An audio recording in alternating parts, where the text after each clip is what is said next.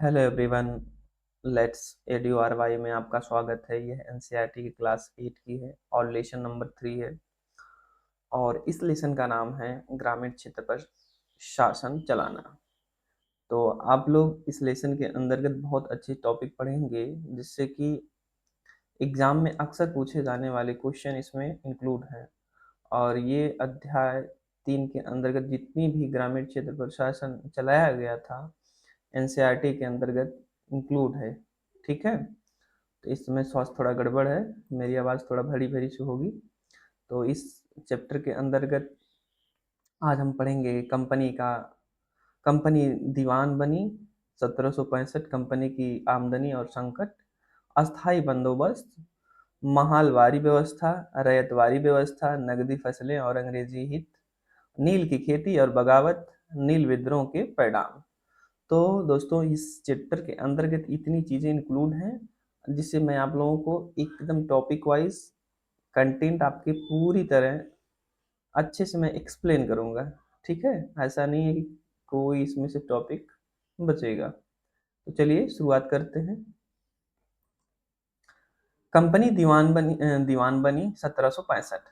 12 अगस्त 1765 को मुगल सम्राट शाह आलम द्वितीय ने ईस्ट इंडिया कंपनी को बंगाल का दीवान घोषित कर दिया।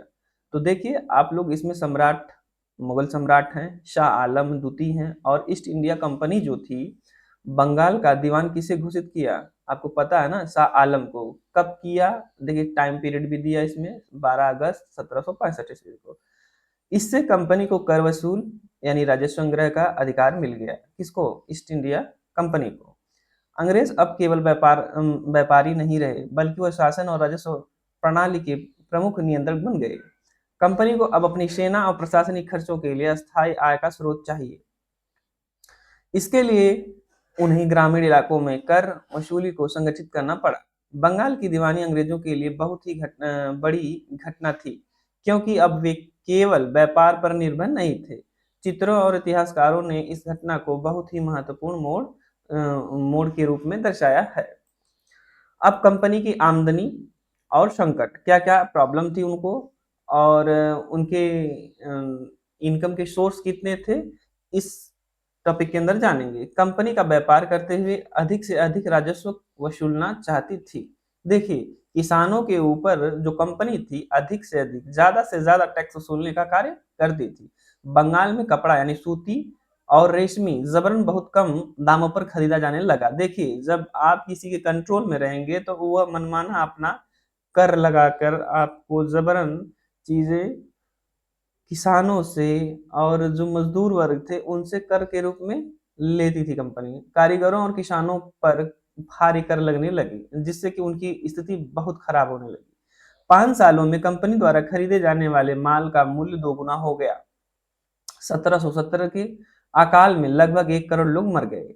जब देखिए 1770 में अकाल पड़ा तो लोग खाने पीने के त्रास्त होने लगी, चीजें बहुत बद से बदतर होने लगी। जनसंख्या के 1/3 हिस्सा नष्ट हो चुका था और किसान कर चुकाने में असमर्थ हो गए और कारीगर गांव छोड़कर भागने लगे। बंगाल की अर्थव्यवस्था गहरे संकट में चली गई। अस्थाई बंदोबस्त किसे कहते हैं इस टॉपिक के अंदर देखेंगे। 1793 ईस्वी में लॉर्ड कॉर्नवालिस ने अस्थाई बंदोबस्त व्यवस्था लागू की। तो आपको एग्जाम में दोस्तों पूछेगा अस्थाई बंदोबस्त व्यवस्था किसने लागू की? कॉर्नवालिस ने। किस सन में की थी? 1793 ईस्वी में। तो इस टॉपिक के अंतर्गत बहुत सारे फैक्ट हैं जो जानेंगे, जो एग्जाम के लिए बहुत ही महत्वपूर्ण है। इससे तहत जमींदारों और किसानों से कर वसूला, कंपनी को देने का ठेका मिला। किसको? कंपनी को मिल गया, बहुत ही जमींदारों और किसानों से कर वसूलने का। जमींदारों को अस्थायी कर निर्धारित कर दिया गया, यानी भविष्य में कर की दरें नहीं बढ़ेंगी। अंग्रेजों को लगा कि इससे जमींदार भूमि सुधार में निवेश करेंगे, लेकिन हकीकत में जमींदार केवल कर वसूली में रुचि रखते थे, खेती सुधार में नहीं। जो पहले जमींदार थे वो क्या करते थे, वो किसानों का भी शोषण बहुत तेजी से किए हैं, जिससे कि सामाजिक स्तर और आर्थिक स्तर बहुत ही दयनीय होता चला गया। राजस्व दर इतनी अधिक थी कि जमींदार अपनी जमींदारी गंवा बैठे। कंपनी को नुकसान हुआ क्योंकि महंगाई और खेती बढ़ने पर भी राजस्व नहीं बढ़ा। महलवारी व्यवस्था, यह व्यवस्था उत्तर पश्चिम के इलाके में, ऊपरी जो इलाका है उत्तर भारत का और पश्चिमी भारत का, अब यानी उत्तर प्रदेश में लागू हो गया। अंग्रेज अधिकारी होल्ड मैकेंजी ने इसे तैयार किया। तो पूछेगा आपका महलवारी व्यवस्था किसने तैयार की थी, तो होल्ट मैकेंजी ने, ठीक है, ये जो है। तो राजस्व की जिम्मेदारी गांव के मुखिया या गांव के समूह यानी महाल को दे दी गई, ठीक है, जो गांव का मुखिया होता था। प्रत्येक खेत की माप कर हर महाल के कर तय किया गया। जो खेत की माप का कर था हर महाल यानी मुखिया को, ठीक है, से कर तय कर दिया गया कि भाई इतना चाहिए तो चाहिए किसी भी कीमत पर। महलवारी व्यवस्था ने गांव को सामाजिक इकाई मानकर आगे बढ़ाया, लेकिन फिर किसानों पर बोझ बढ़ता गया और वे कर्ज में डूब गए। रैयतवारी व्यवस्था, यह व्यवस्था दक्षिण भारत में लागू की गई।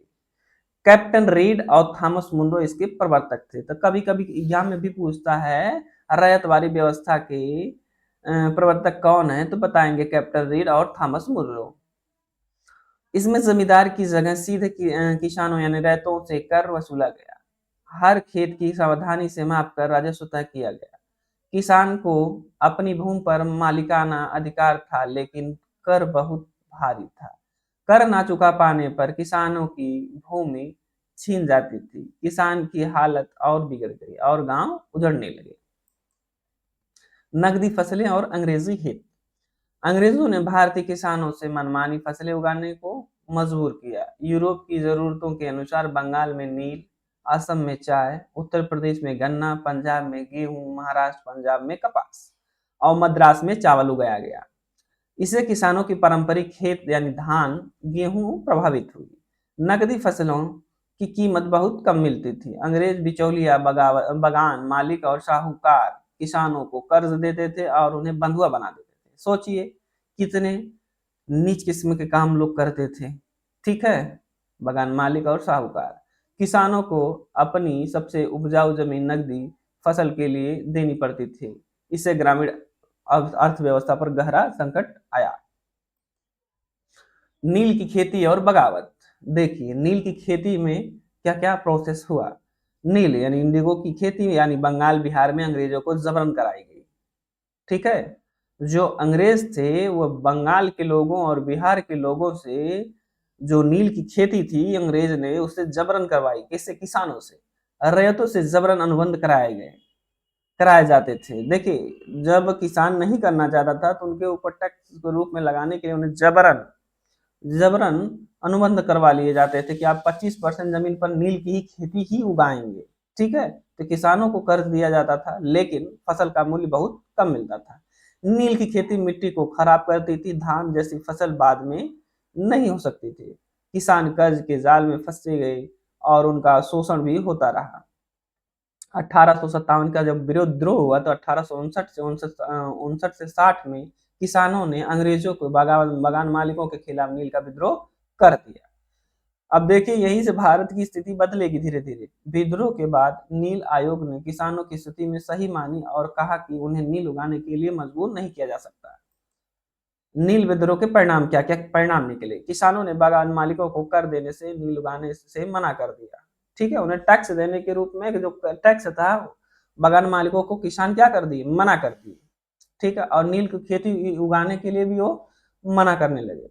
महिला और ग्रामीण भी विद्रोह में शामिल हो गए। अब इसमें देखिए जो 1857 की क्रांति थी इसमें कौन कौन शामिल हो गए? महिलाएं शामिल हो गई, ग्रामीण शामिल हो गए, ठीक है, ये शामिल हो गई।